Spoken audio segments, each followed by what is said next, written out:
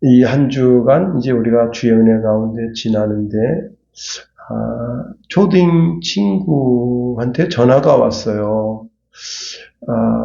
자기가 이제 무릎 수술을 받았는데, 1년 반 전쯤에 암 수술 받고, 무릎 수술 받고, 이번에는 허리 수술을 했다.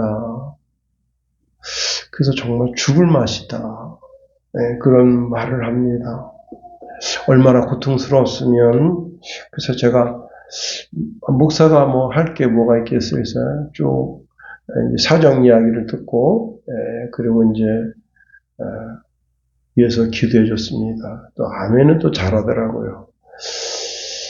그러면서 우리 소망이 땅의 것만 있으면 어떡하겠냐. 육신은 조금씩 후패해져 가지만 우리의 믿음, 우리의 마음은 날마다 새로워져야 되고, 그리고 우리가 죽음이라고 하는 것을 맞닥뜨리게 되는데, 그 죽음의 문이 사실은 가장 영광스러운 문이고, 예수 그리스도와 이제 약혼을 하는 것과 같다.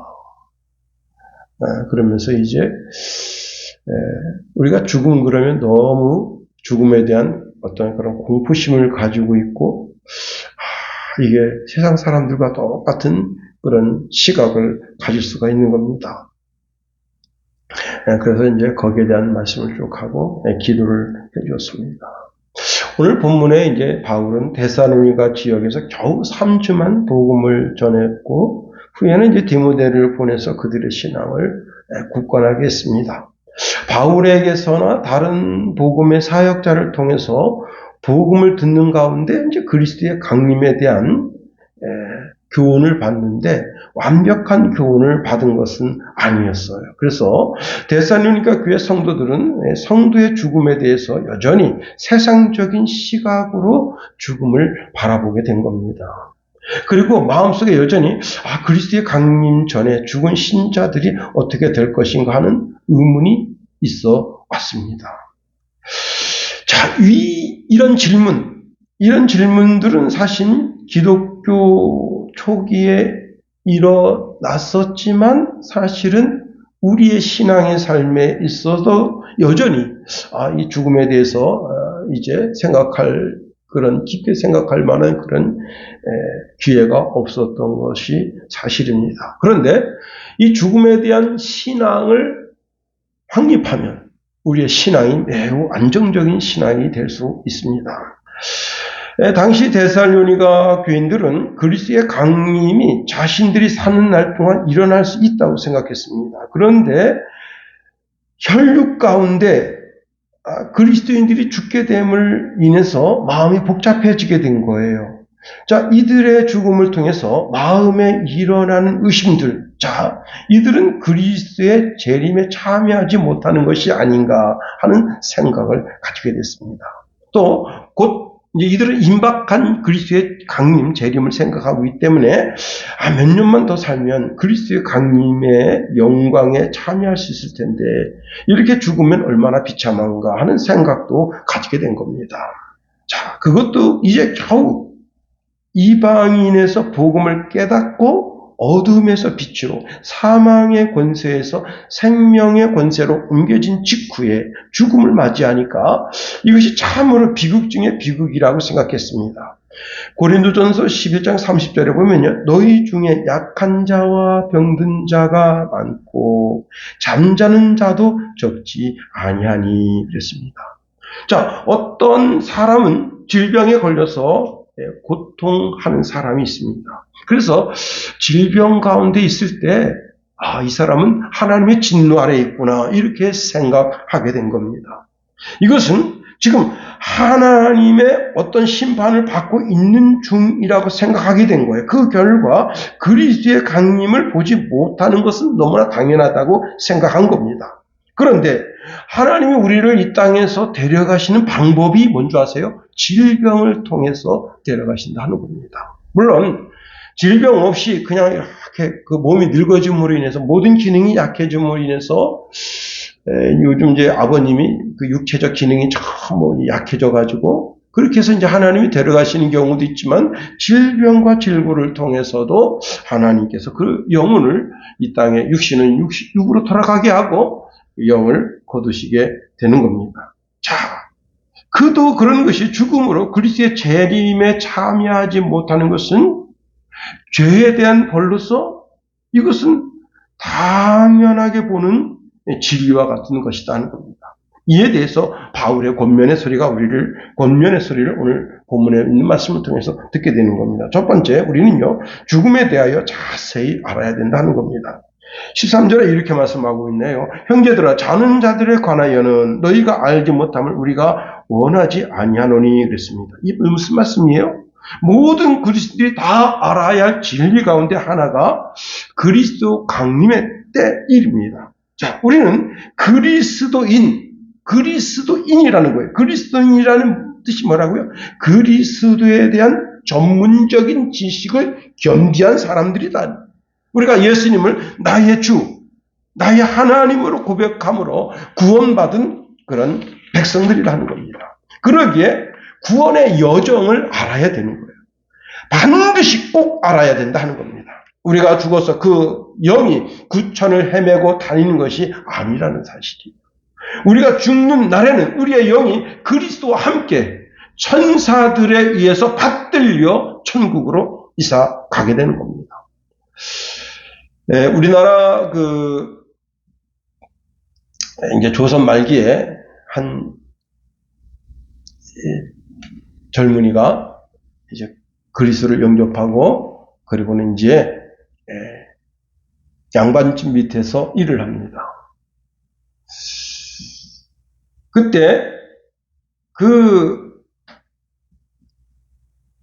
양반집 밑에서 이제 일하는 그 젊은이를 양반이 이렇게 보면서 아유 저 미련한 놈. 그래서 지팡이 하나를 만들어 가지고 그 지팡이에다가 미련한 놈 지팡이 이렇게 썼대요. 그래가지고는 그 주인이 그 자기 이제 시중두는 그 몸종에게다가 야 이놈아 너보다 더 미련한 놈이 있으면 이 지팡이를 주어라. 그렇지 않거든 이 지팡이를 늘 가지고 다녀라.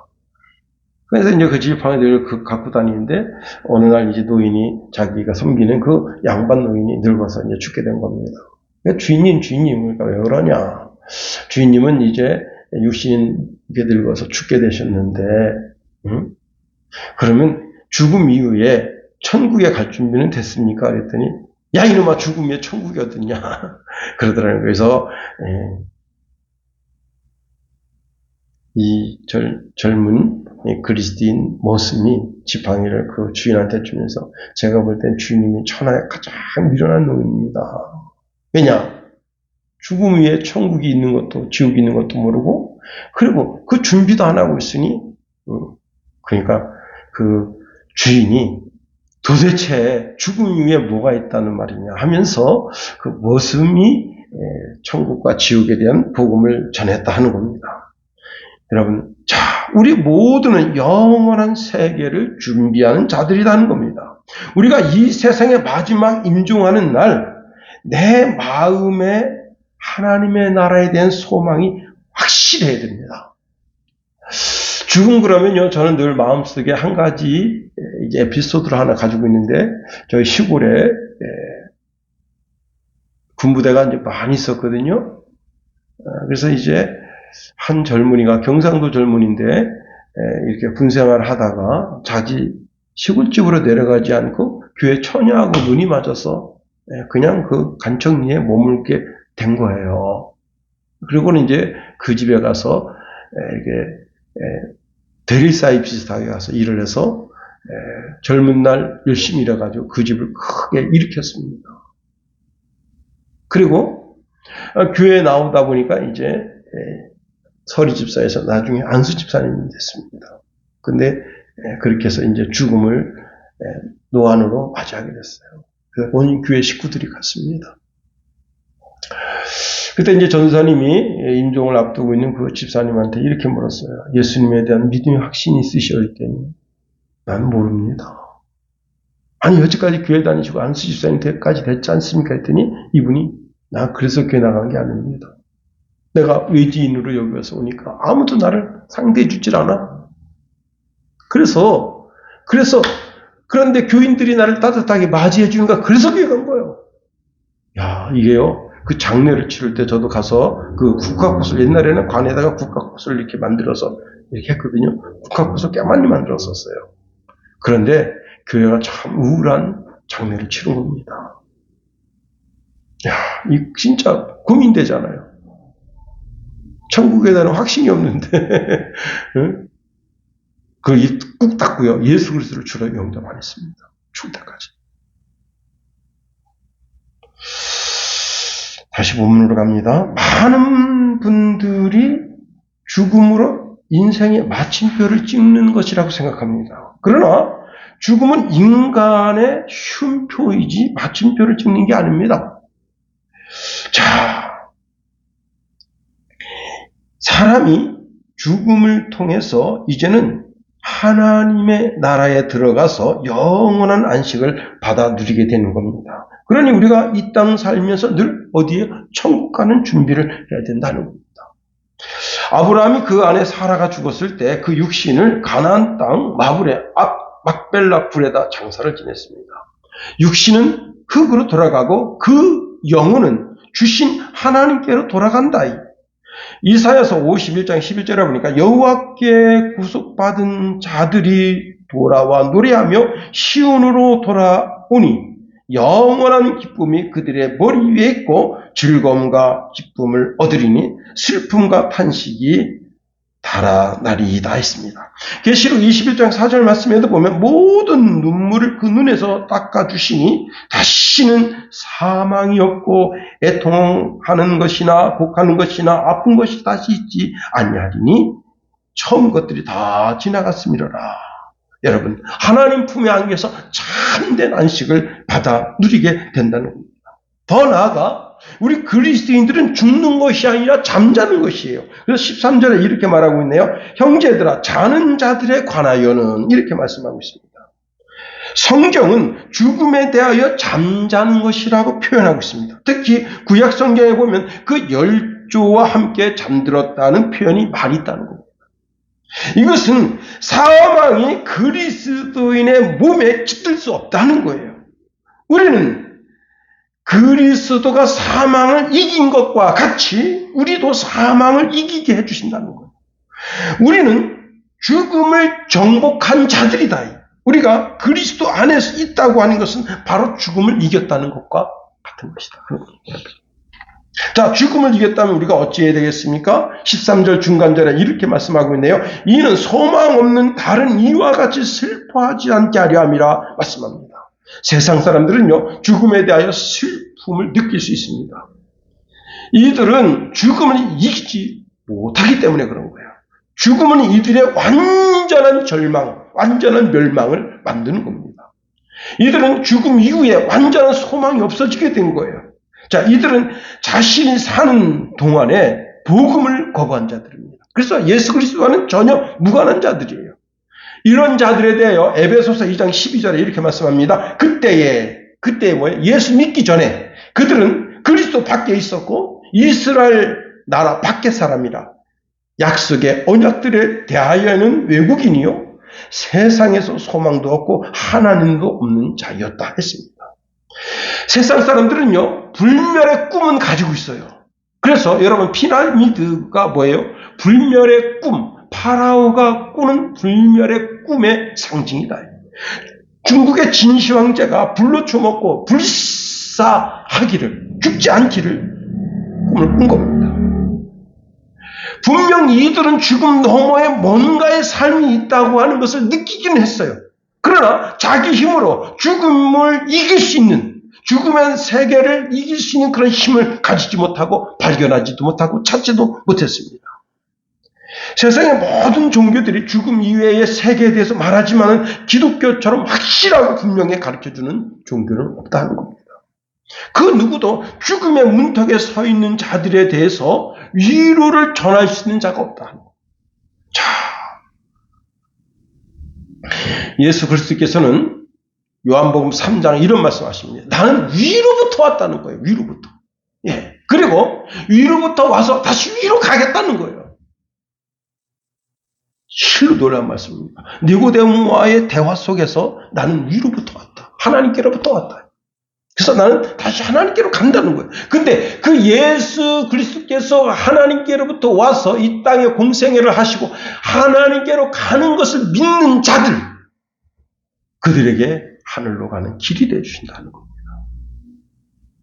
우리는 예수 그리스도 안에서 사망을 이긴 자들이다.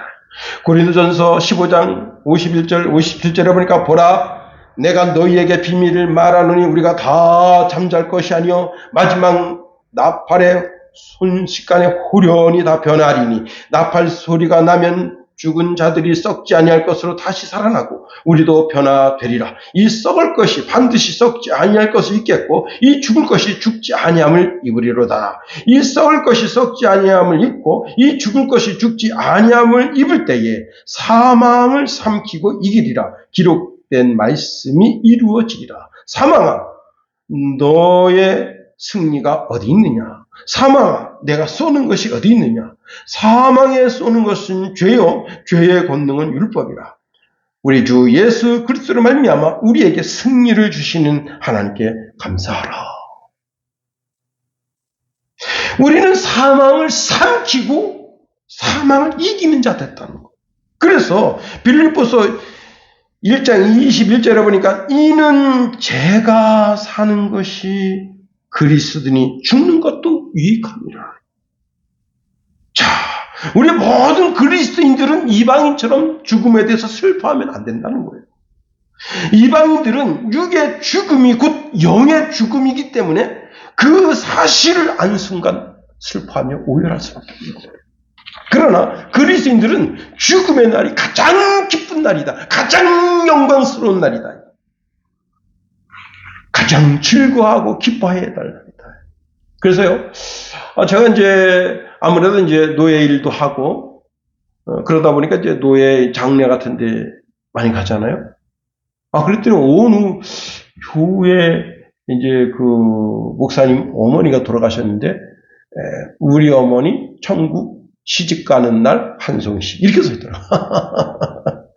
야, 그걸 현수막을 만들었어요. 그래서 그거 붙여놨어요.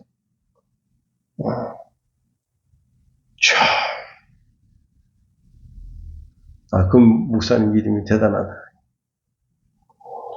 여러분 이 시간 우리의 믿음을 점검해 봐야 됩니다. 바울이 이렇게 말하네요. 14절에 우리가 예수께서 죽으셨다가 다시 살아나심을 믿을지는 내 그랬습니다. 이에 대한 확신이 있어야 된다는 겁니다. 그리스도의 죽음, 그리스도의 부활, 이게 무슨 개똥 철학 같은 결과물이 아니라는 겁니다. 종교적인 신비의 영역에 있는 것도 아닙니다. 이건 너무나 분명한 역사적 기초 위에 있었던 일이라는 거예요. 여기서 믿을진대라고 하는 것은 과거로부터 지금까지 쭉 시중일관 믿어왔었다는 겁니다. 다시 말하면 이 신앙, 예수 그리스도께서 나를 위해서 이 땅에 오셔서 그래서 선지자직을 수행하시고 그리고는 이제 어떻게 해요? 6월절 어린 양이 돼서 대제사장직을 수행하시고 그리고는 하늘로 승천하셔서 우리의 왕으로 왕 중에 왕으로 계심을 과거로부터 내가 예수 그리스도를 주라고 고백한 그 순간서부터 지금까지 쭉쭉 의심치 않고 믿는 믿음을 가지고 있어야 된다. 그 신앙이 흔들리면 안 된다는 거예요. 그렇습니다. 여러분 14절을 주의해서 볼 것이 그리스도를 죽었다고 했어요. 죽었다. 예, 죽었다고 표현하고 있습니다. 우리가 예수께서 죽으셨다가 13절을 보세요. 그죠? 예. 13절에 형제들에 대해서 뭐라고 말하고 있죠? 형제들아 자는 자들에 관하여는 우린 죽었다는 표현을 쓰지 않고 있습니다. 예수님은 죽었었어요. 예. 마귀가 죽였어요. 예수님을. 근데 우리는 죽지 않고 어떻게 예수 안에서 잠자는 자들이다. 알렐루야. 여러분 죽음이 뭡니까? 죽음이라고 하는 것은 자연스러운 현상이다. 이 세상에 생명이 있는 것들은 모두 죽음을 맞이한다는 거예요. 그렇게 한 세대는 가고 한 세대는 오는 겁니다. 더 나아가 죽음이라고 하는 것은 무서운 죄의 결과예요. 에덴 동산에 아담과 하와가 선악과를 따먹음으로 말미암아 인류의 죽음이었습니다. 에베소서 2장 1절에 보니까 그래서 우리를 죄와 허물로 우리가 완전히 죽었었다고 선언하고 있습니다. 그런데 예수께서 나의 죄악의 짐을 담당하심으로 말미암아 그리스도께서 그 무섭고 정말 더럽고 추악한 죄악을 친히 담당하시면서 그것을 치워주신 거예요. 이제는 그리스도 예수 안에 있는 모든 자들에게 신분의 변화가 일어났습니다. 그의 백성에게는 다시는 사망의 공포가 없는 거예요. 그 공포를 그리스도께서 가져가신 거예요. 이제는 죽음이란 잠에 지나지 않는다.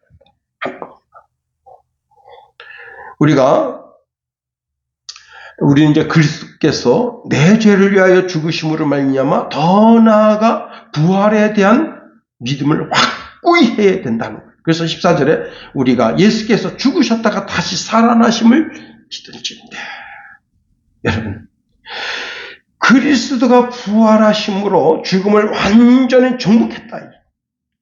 그리스도가 다시 사시는 일, 즉 부활이 없다면 믿음도 말짱 헛것이다 하는 겁니다.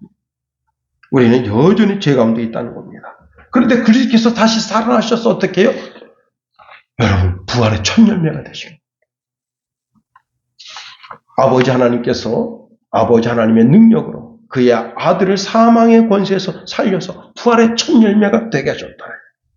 자, 우리는 그리스도 예수 안에 있고 그리스도는 하나님 아버지 안에 계신다는 거예요. 이를 인해서 부활의 능력이 예수님에게 미쳐서 예수님을 그 부활 죽음 가운데서 살린과 같이 우리를 살리고 있다는 거예요. 그래서 누구든지 그리스도를 구주로 믿는 자는 그리스도 안에 있고 그리스도 안에 있는 자는 누구 안에? 하나님 안에 있다는 거예요. 그래서 하나님 아들 안에 있는 자에게는 영원한 소망 중에 영원한 소망이 현실이 되게 되는 겁니다. 14절 하반절에 이와 같이 말씀하고 있네요. 이와 같이 예수 안에서 자는 자들도 하나님이 그와 함께 데리고 오시리라. 여기서 중요한 것은요, 우리가 그리스도 예수 안에 있다는 거예요. 예수 안에서 잠자는 자는 마지막 날에 그 모든 성도들을 다 데리고 이 땅으로 강림하신다는 거예요. 이때 모든 성도들도, 이 땅에 있는 모든 성도들도 예수님처럼 부활체를 입게 된다 하는 겁니다. 인간 예수, 역사적인 예수, 나사렛 예수가 죽음에서 부활한 것이 역사적인 사실로 일어난 것처럼 인간 역사에 있어서 그리스도 예수 안에서 잠자는 모든 자들이 다 부활체를 입어서 부활의 두 번째 열매가 되게 하신다는 겁니다. 자, 고린도전서 15장 20절에 이런 말씀을 줍니다. 그러나 이제 그리스도께서 죽은 자 가운데서 다시 살아나사 잠자는 자들의 첫 열매가 되셨도다. 여러분, 첫 번째 열매가 있었다고 하는 것은 뭐냐면 두 번째 열매, 세 번째 열매, 네 번째 열매가 있다는 거예요. 그렇잖아요. 제가 이제 우리 시골 텃밭에다가 복숭아 나무를 심었습니다. 작년에 한 13개를 제가 땄어요. 이만해요, 복숭아가. 근데 이 꽃필 때 약을 쳐야 되는데 약을 안 쳐가지고 죄다 벌레가 들어온 거예요. 그래가지고 그걸 따먹고 이제 이렇게 쫙 갈라가지고, 근데 얼마나 단지 몰라요, 복숭아가. 야, 우리 김가는 집사가 그냥 톱을 갖다 쑥 잘라가지고 얼마나 제가 그냥 화딱지가 나는지 그냥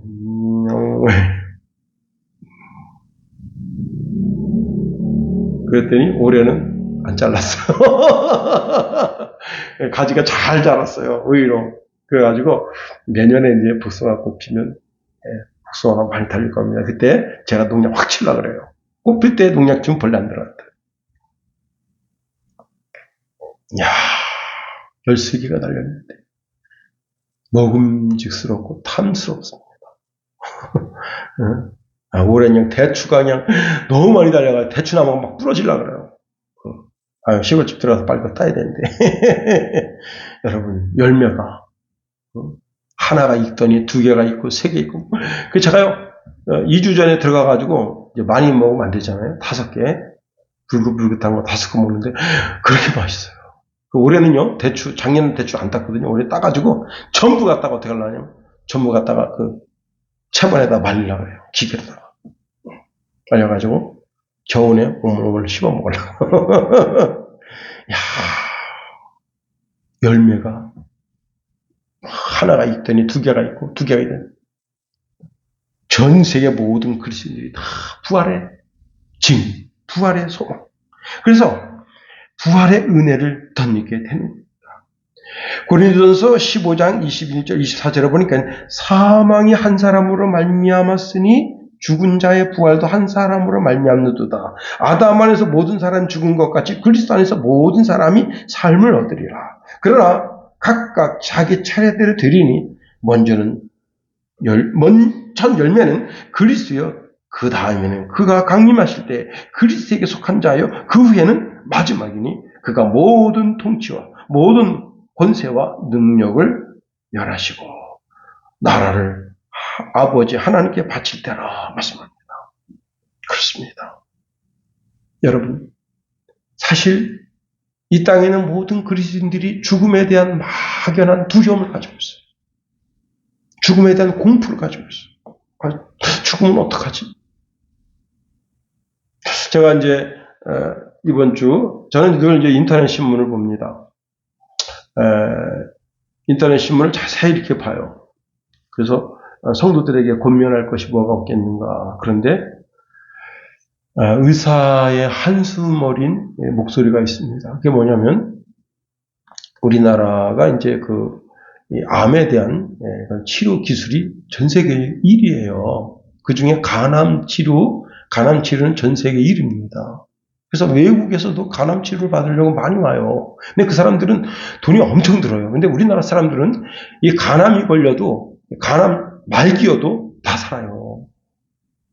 그 정도로 기술이 좋아요. 근데 21% 정도가 간암 치료를 포기한답니다. 왜 포기하느냐? 뭐게 없었어. 야, 참. 그래서 그 의사가 이런 얘기를 합니다.